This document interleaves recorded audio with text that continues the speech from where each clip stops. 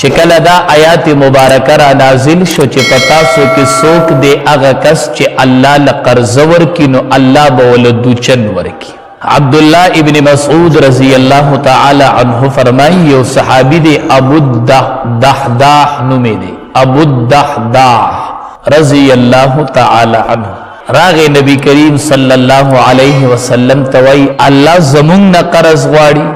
نبی کریم صلی اللہ علیہ وسلم ورته فرمایل وی اللہ ته د قرض حاجت نشته دی. اللہ خو بے پروا ذات تے اللہ تا دا قرض حاجت نشتا دے خو اللہ وی چی دی زما پا نم ورکی نزب ورلا پا بدلکی جنت ورکم. دا اللہ مون دا پاروی چی دی زما پا نم ورکی نزب ورتا جنت ورکم. وی خوا اللہ دی سوائی وی آو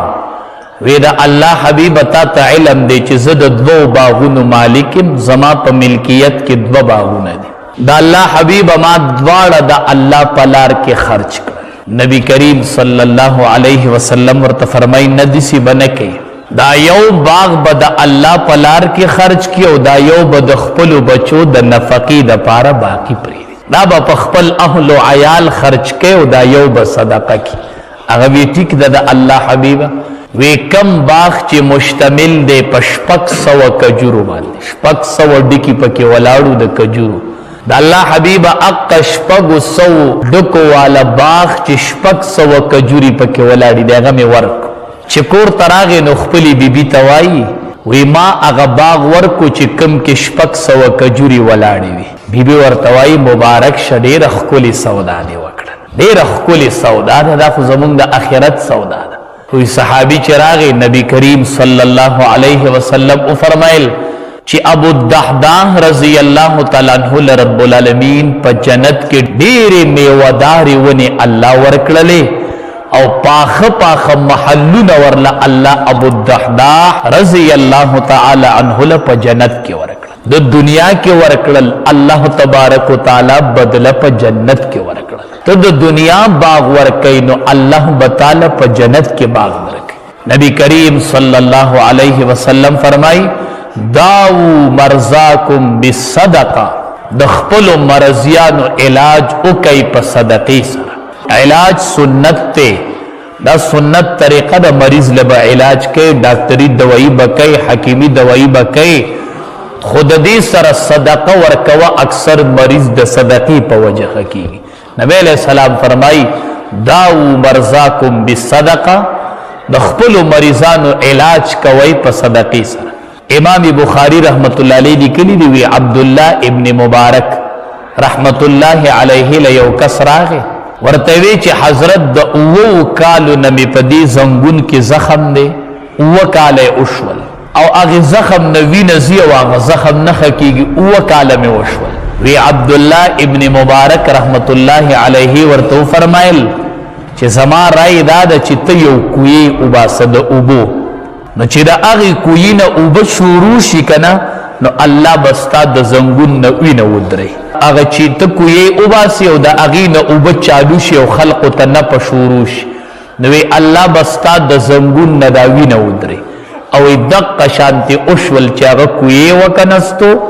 او دا اغی نا اوبه جاری شوی نو دلتا دا زنگون نا اوی نا ودره دلم. داو مرزاکم بالصدقہ دخپلو مرضیانو علاج کوئی پا صدقی سر. معمولی صدقہ ورکوئی لگ صدقہ ورکوئی خو پا دے سر اللہ دیر برکات او دیر خیرون را نازلی. حدیث مبارک کے رازی چکل سحر رنا اخی جنو دو فرشتی آواز یووی اللہم اعطی منفقا خلفا یا اللہ دا سوک چی پا مخلوق باندے خرچ کی خلفا اللہ تولا غور بدلور کی دا اعلان ارورس فرشتہ کی سوک چی پا مخلوق خرچہ کی یا اللہ خلفا اعطی منفقا خلفا اللہ دی خرچ کون کی لغور بدلور کی. فرشتہ دعا کی فرشتہ اعلان کی وی اللہم اعطی ممسکا تلفا یا اللہ چی سوک پا مخلوق خرچ نکی داغا مال حلاک کی داغا مال حلاک کی فرشتہ وائی. یا اللہ چی سوک خرچہ کی یو فرشتہ وائی یا اللہ غور بدل ولا ورکے بلوی یا اللہ چی سوک مال نہ خرچ کی اللہ دا مال ولا حلاک اعمال ورله هلاک. نو دا غ فرشته आवाज کی تاسو بلی دي اکثر بناسا په حادثه راشي او ټول مال به هلاک شي، په یو ځای به جمع کړي په یو ځای ته حادثه راشي او ټول مال لاړ شي. دا دې صدقه نه ورکړي،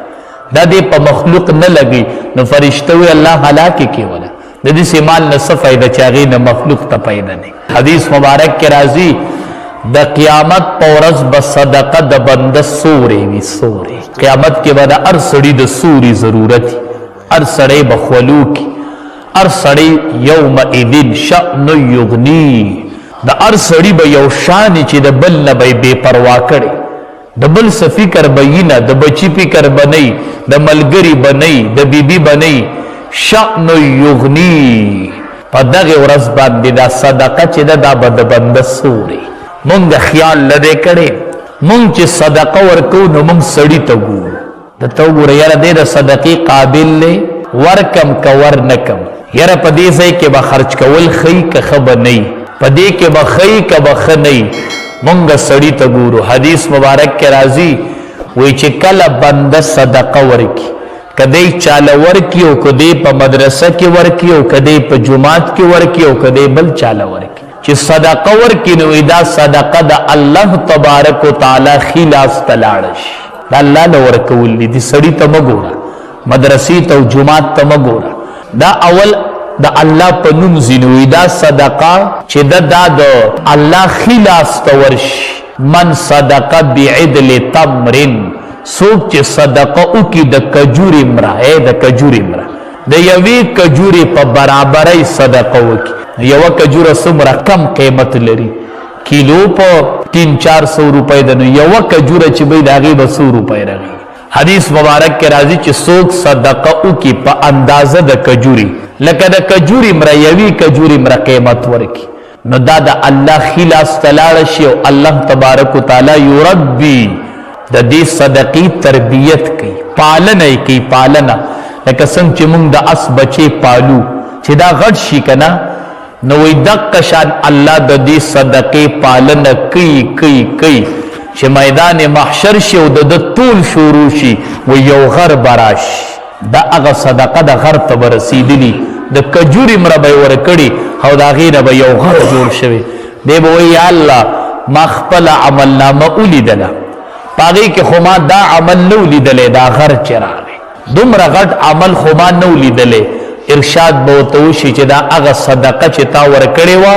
د دې الله تربیت کو د دې نه لوی غر جوړ شوی دی. وی به دا ورله په تله د میزان او د نیکو کې به ورلې، دا چې د یوې کجوري مره صدقه یې. موږ نن دې فکر کوو چې په ځان یې وخورم، ټیک ته په ځان یې خوروه، په بچو یې خوروه، په هر چا خوروه، صدقه کوه دا جمع کېږي. حدیث مبارک کې راځي صدقه چې دا تطفئ غضب الرب، دا د رب غصه سړی او دا بد مرګ د بنده نه لرکی، بد مرګ لرکی، د الله غصه سړی صدقه د بنده نه بد مرګ لرکی. صدقه د بنده چې دا هغه غصه سړی چې کله بنده صدقه کوي، چې کله بنده صدقه کوي نو په دې سره د الله تبارک وتعالی غصه مړه کیږي، په دې سره د الله رضا حاصلیږي. نو دا ډیر ښه صفت دی، دا د الله سره جمع کول، دا نور مونږ په ځان لګو، او صدقه چې دا د رب العالمین سره جمع کول، دا د الله سره جمع کیږي. حدیث مبارک کې راځي قیامت کې به الله تبارک وتعالی سلور کس بی حساب جنت تبوزي. یو عالم خو چې په خپل علم عمل کړي وي، یو شهید چې د وجود قربانی ورکړي خو چې خالص د الله د رضا د پاره قربانی ورکړي. دریم هغه حاجی صاحب چې هغه حج وکي بغیر د فساد، حج وکي خالص د الله د رضا د پاره، خو هلته به کوم جنگ جګړې او کنځلو کارونه اونکي بغیر د فساد نه. او دریم سخی چې هغه صدقه ورکړي خو چې خالص د الله د رضا د پاره ورکړي، چې دا چپ لاس نه نه خبر شو. صدقه دسی ورکوه چې چپ لاس نه خبري. لا تبدلوا صدقاتکم بالمن والاذى، نو چې نن صدقه ورکې او سبا اثباتی نه خلاړه صدقه چې دسی صدقه ورکړي چې چپ لاس نه خبر شوی نه، نو یو دقه کس، نو دا سلور کسب الله بی حساب جنت تبوزی. عالم با عمل شهید خو چې خالص د الله د رضا د پاره د خپل وجود قرباني ورکړي حاجی صاحب چې حج کړي بغیر د فساد نه او سخی چې سخاوت کړي خالص د الله د رضا نه پاره دا سلور کسب الله به حساب جنت تبوز حدیث مبارک کې راځي چې دا سلور کسا به حساب جنت تنوزي نو د دیبا اختلاف پیدا شي یو به چې زړم به زما بل به چې زړم به زما بل به چې زړم به زما دا خو سلور والا به حساب زی نو اختلاف پیدا شي یو به وی زما بل به وی زما بل به وی زړم به دند کېږي الله به جبرئیل امین راولېږي چې ورشه دی له فیصله وکړه چې ړومبې به څوک ځي جبرئیل امین براشي شهید ته به وی ته وایي چې زه ړومبې ځم نو وی به او وی به تا د شهادت د فضیلت د چا نه اورېدلی و نو دی به وی چې د عالم نه نو وی به چې ته د استاز نه مخې ته جنت ته ځې عالم دی استاز نه دی شهید خو به مسله حل شي حاجی صاحب به وی الله زه جنت ته ځم جبرئیل امین به ورته وی د حج فضیلت خو عالم بیان کړی ته د استاز نه مخې ته جنت ته ځې نو حاجی صاحب بم ادري نو عالم بوای چې ګنې زمان نمبر راغی زړم به زما وی عالم چې مخامخ شي نو عالم به پخپل وای چې یا الله ما چې دا علم کړی وو نو دا مې د دې سخی په سخاوت کړی و الله دا د دې سخی برکت چې ما علم کړو نو دې زمان ړومبې حقدار دی आवाज به وشي چې دا سخی د عالم نه مخکې کوي عالم تیرستو الله به سخی د ټول نړومبې جنت ته دن چې هغه سخاوت کړي او صدقې ورکړي دا دومره د کمال خبره ده د کمال لازمینه ده د په کروڑونو پیسې ورکا او په لکونو ورکا خپل مال ته ګوره خپل مال ته خپل طاقت ته ګوره الله چې دی هغه اخلاص ته ګوري ډیر والی د مال ته نه ګوري نو دقه سخی ته الله وي ته د ټولو نه مخکې ز جنت ته د سخی به د عالم نه مخکې جنت ته لاړ شي او د شهید نه به مخکې لاړ شي او د حاجی صاحب نه به مخکې جنت ته لاړ شي ځکه چې د سخاوت په وجه باندې عالم چې دی هغه علم کړی و د سخاوت په وجه باندې عالم چې دی هغه علم کړی و الله به تینه دې مخکې جنت ته روان کی د سخی ته به الله وي ته د نه مخکې ته جنت ته نو صدقه کې به سړی ته نه ګوري صدقه د الله د ذات په نوم ملاویږي حدیث مبارک کې راځي سپې چې دی سپې تاسو مسله اورېدلې که نه سپې چې دی دا چې اوبه جوټه کې نو دا به څو پیرین ځي اولهن بالتراب خاورې ورسره په یو پیرو مګه د سپي دا جوټه دومره پلیته ده دا دومره پلیت سیز دی سپې بغیر د ضرورت له کورونو کې سپي مه ساتئ ښه حدیث مبارک کې راځي چې کم سړی بغیر د ضرورت نه سپې ساتي د اجر نه هر ورځ کمې کیږي هر ورځ دا اجر هم سیوا ډیر دی چې لا هر ورځ نه کمې کیږي نو سپي کورونو کې نه ساتو ښه هر ورځ به د دې سړي د اجر نه کمې کیږي چې کور کې سپې نو دا عمل کو ډیر چې لا هر ورځ رانه کمیږي نو چې څه به پاتې شي نو سپې چې سسیز جوټه کې نو کتابونه وایي په خاورې م یو ځل وینځئ خو دقه سپې یو ورځ تږې او تږې یو زنانه و بدکاره زنانه فاحشه او بدکاره زنانه خپل پیزارې پړي ته ور واچو سپي له اوبه راوخېجولې هغې سپي د ډېرې تندې نه په دې خټو باندې چکونه لګول په لمده خټه باندې تږې او ډېر زیات دې ورله اوبه راوخېجولې په هغې سپي باندې اوبه اسکولې الله د هغې ښځې فیصله د جنت وکړه سپی چې سپی دی او چې بیا په مخلوق او په اشرف المخلوقات چې مسلمان دی انسان دی ته په هغه صدقه وکړي چې د دې به الله څومره لوی اجر درکړي څومره لویه بدله به رب العالمین درکوي چې کله پې ته صدقه وکړي چې کله دا آیات مبارکه را نازل شو صحابه کامیاب په دیو چې دلته به آیات وورید نو ګنټه کې به په هغه آیات باندې عمل کړی دا آیات مبارکه را نازل شو لن تنالوا البر حتى تنفقوا مما تحبون هرگز نیکی نشي حاصلولی تر دې چې هغه مال نه خرج کړي چې کم مال تاسو ته خوښي چې هغه نه دی خرج کړي نو نیکی نشي حاصلولی بس ابو طلحه رضی الله تعالی عنہ راغی وی د الله حبیبه ما ته په ټولو مالونو کې غوره مال چې دی هغه بیرحا باغ دی چې د مسجد نبوي مخامخ باغ د کجورو بیرحا امام الانبیاء با پکی ناستا پاستم کول وی دق باغ ما تا پټول مال کی خوخ دے وی دا اللہ حبیب دغه ټول باغ میں دا اللہ پلار کی ورک نبی کریم صلی اللہ علیہ وسلم ورتو فرمائل وی دا پا خپل اہل و عیال پر رشتدارانو بانے ولگو اغی پا خپل اتر زامنو باندی تقسیم کو وی چکل باغ ورکو نبی کریم صلی اللہ علیہ وسلم فرمائل بخ بخ بخ دا دا خوشحالی غی کلمه دا مونگ چی سوک لوی کارو کنو مونگ وایو دیر خو دیر خو دیر اللہ امام الانبیاء ورطوی بخ بخ بخ دیر خو چی امام الانبیاء دمر دا خوشحالی اظہار کو چی بخ بخ نچی اللہ بورلسو ورکڑی عثمان ذوالنورین رضی اللہ تعالی عنہ بیر روما دا یو کویو دا یو یہودی سرو اغبتی اوبا خرسولی نو عثمان ذوالنورین رضی اللہ تعالی عنہ بسلا ویدہ را بندی را خرس کا اویدہ کو زمان کاروبار بندیگی ویزا نیم راکا و پیسی بپورا درکم نو پیسی ورنہ پورا ورکڑی و کویی تی نیم واغس یہودی ورطوی یو ورز بستانم بری یو ورز زمان بیر روما غوی ٹھیک دا د اعلانو کوي زما په نمبر کې فری راځي نو چې داغه نمبر شنو ټول خلق به فری او به وړلې نو چې بیا به کله داغه يهودي نمبر شو نو هغه ته خو به څوک پاتې نو